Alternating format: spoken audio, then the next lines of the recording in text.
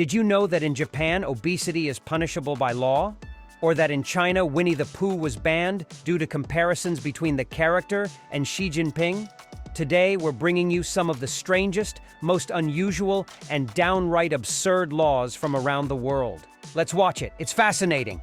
Obesity is illegal in Japan. The image of Japan as a country with almost no obesity is quite accurate. What's behind this? Partly, it's due to their rich cuisine, which is based on fresh and healthy foods like fish and rice. However, there's more to this reality. Since 2008, a law in Japan allows companies to monitor their employees' weight. Yes, you read that right. They can measure waistlines and set limits. For men, the maximum allowed is 33.5 inches, and for women, it's 35.4 inches. If someone exceeds these limits, they may be sent to special weight loss programs. Some companies even give their employees measuring tapes to check their waistlines daily. I know it might seem a bit oppressive to us in the West, but the results are clear. Japan has one of the lowest obesity rates in the world. The reason? A mix of food culture, public policies, and a strong health consciousness. Winnie the Pooh is illegal in China. What started as a simple internet meme turned into one of the world's strangest bans. It's so serious that it could land you in prison for many years or result in even harsher punishments. This bizarre ban involves the character Winnie the Pooh, yes, that lovable yellow bear who loves honey, is strictly forbidden in the Eastern superpower. You won't see his image on the streets, in toy stores, or anywhere else. But why such a total ban on such an innocent character? The issue lies not so much with the character itself, but with how it became a symbol in Chinese media. Around 2013, a meme comparing an image of Winnie the Pooh and Tigger to a photo of Xi Jinping with Obama started circulating. Initially, it was just a funny meme, but soon people began comparing the Chinese president to the charismatic bear, using Pooh as a critique of the leader. Naturally, the government didn't appreciate a new symbol for criticizing its errors, especially when it involved its leader, so Pooh was forcibly removed from Chinese media over time. Ironically, banning Winnie the Pooh only made him more of a symbol of criticism. With rising tensions between Taiwan and China, badges featuring two bears fighting, one of them being yellow, have started appearing.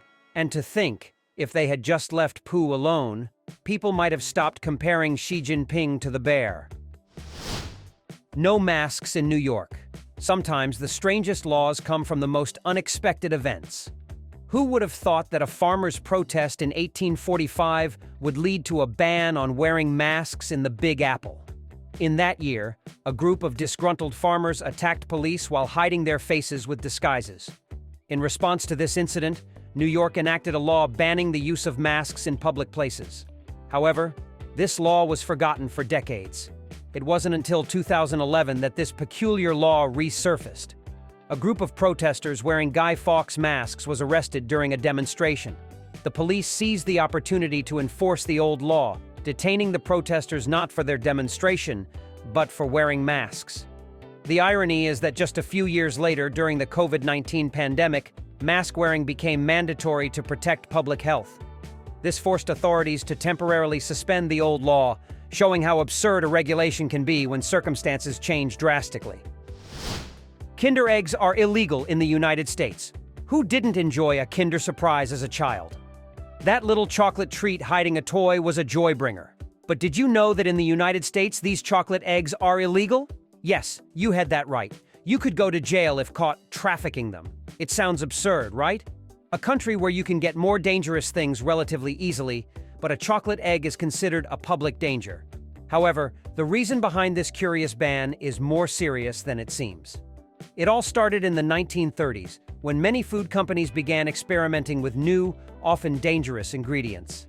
A famous case involved a company that used diethylene glycol, a highly toxic compound, to sweeten a medicine. That caused a national disaster.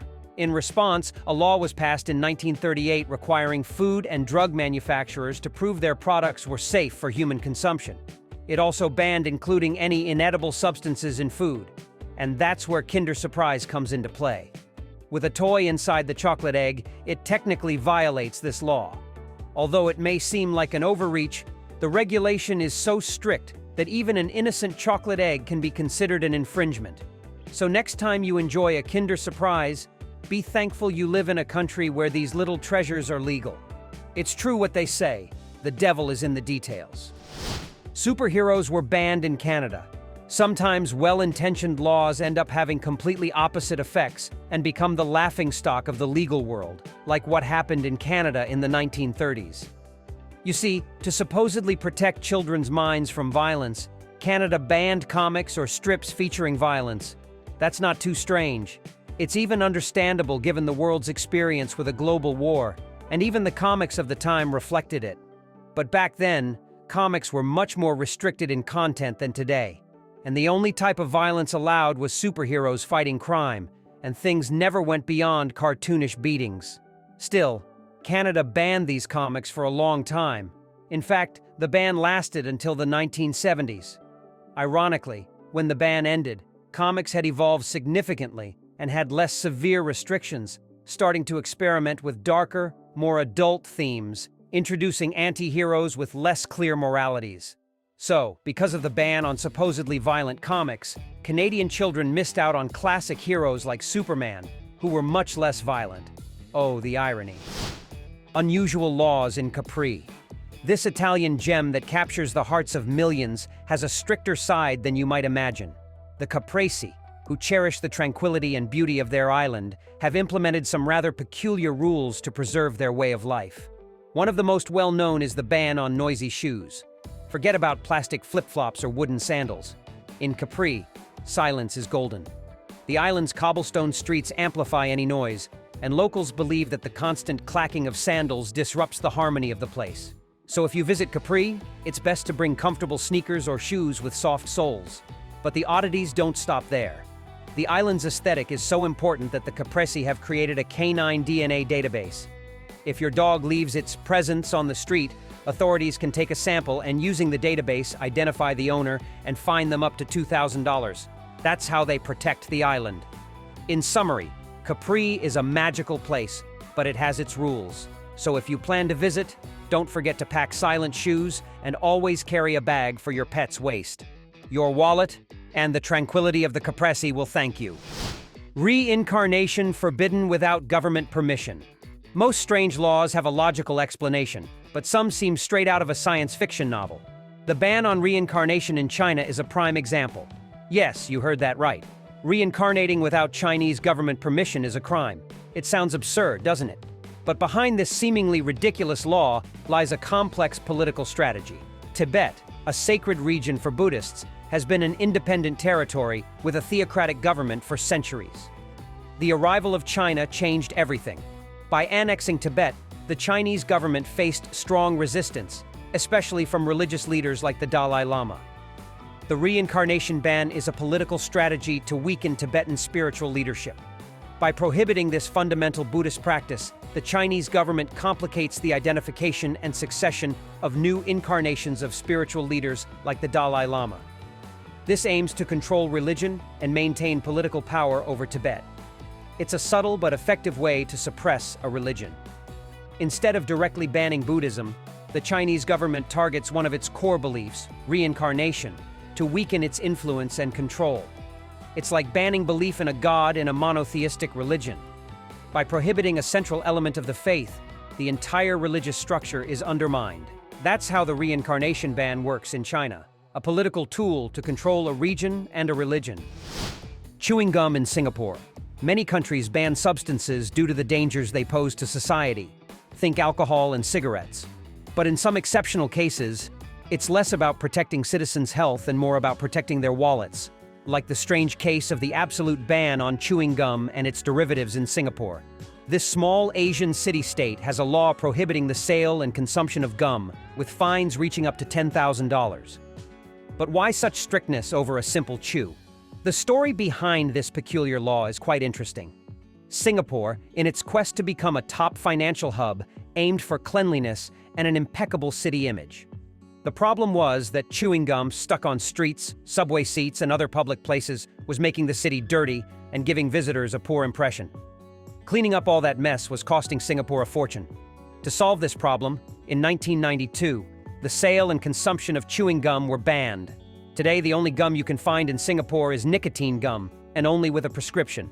Why has Singapore been so strict with this ban? For them, cleanliness and order are crucial for attracting investment and maintaining their international reputation. What do you think? If you had to choose something to ban in your city to keep it clean, what would it be? Share your thoughts in the comments. Destroying pennies is illegal in the United States. The penny, that small copper coin, has lost much of its value over the years. Nowadays, it's almost impossible to buy anything with a penny. In fact, some calculations suggest the metal it's made of is worth more than the coin itself. This devaluation has led to a rather curious legal situation. As legal tender, pennies have certain protections. However, their low commercial value has turned them into something more akin to material than money. The law recognizes that you can do many things with pennies, like crushing them to create souvenirs or using them in scientific experiments. Many YouTubers have done DIY experiments with pennies. But what if you try to profit from the copper in pennies? Melting down a large number of pennies to extract the metal is a serious crime. The law considers this a fraudulent use of currency. It's like wanting to turn dollar bills into paper to make and sell paper airplanes. So, what's the conclusion? You can destroy pennies for fun or science, but not for economic gain. It's a strange situation that reflects the little value this small copper coin holds today. So, oddly enough, it's legal to destroy pennies in the name of art and science, but never in the name of economics. Camouflage is illegal. Camouflage, far from being a fashion trend, is a pattern with strong military connotations. In many countries, its use is strictly regulated and, in some cases, even banned. Yes, you heard that right. There's actually a list of countries where it is illegal to wear camouflage, even if you're a tourist. The list includes Antigua, Barbados, Ghana, Grenada, Jamaica, Nigeria, Oman, the Philippines, St. Lucia, Trinidad and Tobago, Zambia, and Zimbabwe. Furthermore, the law even severely punishes civilians who apply camouflage patterns to their vehicles or paint their vehicles military green. In most cases, this law is meant to avoid undermining the military's authority and prevent civilians from impersonating military personnel to take advantage of benefits or even commit crimes. However, it also has some darker aspects. Many of the countries on the camouflage ban list have, in the past or present, had issues with insurgent groups for whom camouflage is vital. Thus, by legally controlling the use of this clothing, the effectiveness of these groups is controlled. Or at least that's the idea. And believe me, breaking this law can be more serious than you might think, with fines up to $3,700 and even a year in jail. Suspicious salmon handling. Some countries have long histories, with governments that have persisted for centuries. And this means that some archaic laws from medieval times still linger in their legal books. For example, in Great Britain, it is illegal to handle salmon in a suspicious manner. Yes, that's all the law says. It's likely that when this law was established, it had much more context, and it was probably aimed at unscrupulous vendors who sold salmon in poor condition and handled it to make it appear in better shape than it was. However, since the regulation is so old, not much of its original context remains, so we're not entirely sure what suspiciously handling salmon entails. It makes something as silly as walking down the street with a fish and looking around as if you've done something wrong completely illegal. Fortunately, as demonstrated by Uba Butler from Vice, today's police don't know much about these old strange laws. So, even though it's illegal, you can be super suspicious with a salmon and probably be just fine. No wearing armor. Continuing with the strange, outdated laws of England, you should know that it's completely prohibited to enter the British Parliament while wearing armor. Of course, back in the medieval era, this made perfect sense. I mean, a revolutionary or enemy of the crown wearing armor inside Parliament could cause huge problems. And rightfully so.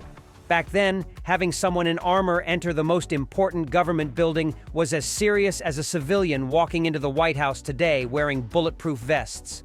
It's just too suspicious for the authorities to ignore. Thus, doing this in Parliament was a grave crime, and the law said it could cost you your head. Today, you won't lose your head for wearing armor, even though the law is still on the books. However, you'll definitely attract the attention of the guards and everyone inside Parliament. No overloading cashiers in Canada. We've all experienced it. ending up with pockets full of coins and looking for a way to get rid of them. But did you know that in Canada, paying with too many coins can be a problem? Yes, you read that correctly. In this country, there's a curious law that limits the number of coins you can use for a payment. The reason? Imagine a cashier having to count hundreds of coins for a single purchase. It's a real headache. According to Canadian law, you can't pay with more than 25 $1 coins or more than 5 quarter coins. If you try to pay with more, the cashier has every right to refuse your money. Although you won't be thrown in jail for using a few extra coins, it's best to avoid issues and pay with a card. This will save you and the cashier time and hassle. Bear fighting is illegal. I don't know how crazy you'd have to be to want to fight a bear. But if you lack common sense and want to wrestle a black bear, you should know that it's illegal in the state of Louisiana. And seriously, I'm not joking.